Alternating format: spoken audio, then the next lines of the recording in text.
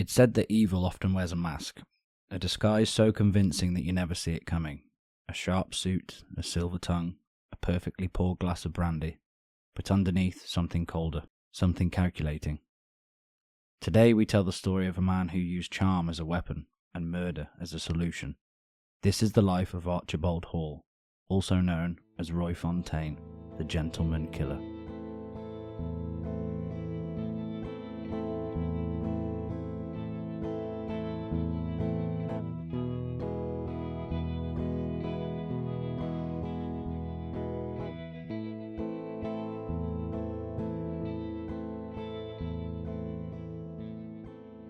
Archibald Thompson Hall was born in Glasgow in 1924 into a working-class Scottish family. The world he was born into was grey, harsh and ordinary, but Archie never wanted to be ordinary. He hated his roots, hated the poverty, hated the rough accents and dirty streets. He longed for something more refined. As a teenager he started stealing, petty crimes mostly, but he didn't steal for need. He stole for thrill, for status, for a sense of power.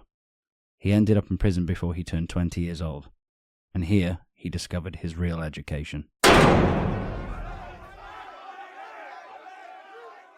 Inside, Archie met professional criminals, polished ones, men who taught him how to blend in, how to speak like the upper class, dress like a lord.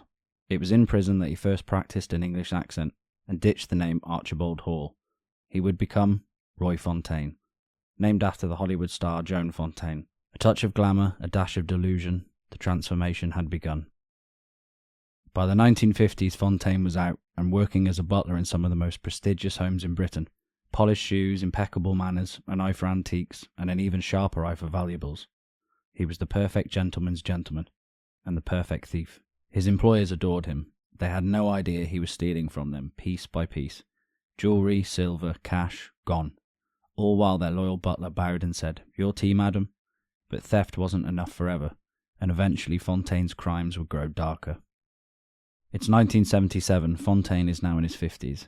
He meets a man named David Wright, a petty thief, rough round the edges. They team up for a job, but Fontaine grows paranoid. Wright knows too much, talks too much. Fontaine doesn't trust him. So one night while they're staying at a country estate, Fontaine takes out a gun and shoots him in his sleep. He buries the body in the garden, then calmly makes breakfast. For Fontaine, it was just business, a mess quietly cleaned up. But once you kill, it gets easier.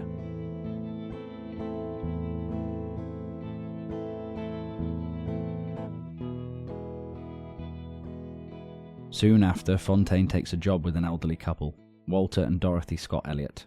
Wealthy, vulnerable, alone, Fontaine and a new accomplice drug Dorothy, strangle her and bury her in a remote forest in Scotland. Walter, frail and confused, is next. Fontaine strangles him too, then steals everything he can carry. He tells himself it's justified. They were weak, gullible. He wasn't just killing, he was cleaning up the world. After another short stint in jail, always in and out, Fontaine moves in with his half-brother Donald Hall. Donald is a convicted paedophile. Fontaine despises him. So, he poisons his food. When that doesn't work fast enough, he drowns him in the bathtub, then wraps the body and stores it in the boot of his car. Next to Donald is Mary Coggle, an eccentric old woman Fontaine had begun travelling with. She stole a cheap trinket from a shop and drew attention to them. Fontaine couldn't risk it, so he killed her too. Now he had 2 corpses in the car, and nowhere left to run. The end came, as it often does, not with brilliance but with a smell. In 1978, police in Cumbria pulled Fontaine over. The odour from the car was overwhelming. They opened the trunk and found death inside. Fontaine confessed everything, 5 murders. He showed no remorse, only annoyance that he'd been caught. At trial, he looked immaculate, well-spoken, poised. He received a life sentence 5 times over. In his cell, he demanded a single room. He couldn't bear other prisoners. He lived alone as he wanted, and in 2002 he died alone too, at the age of 78. Archibald Hall, Roy Fontaine, a killer in a tuxedo. A man who served the rich and slaughtered the inconvenient. To the world he was a gentleman. To those who truly knew him, he was death in disguise.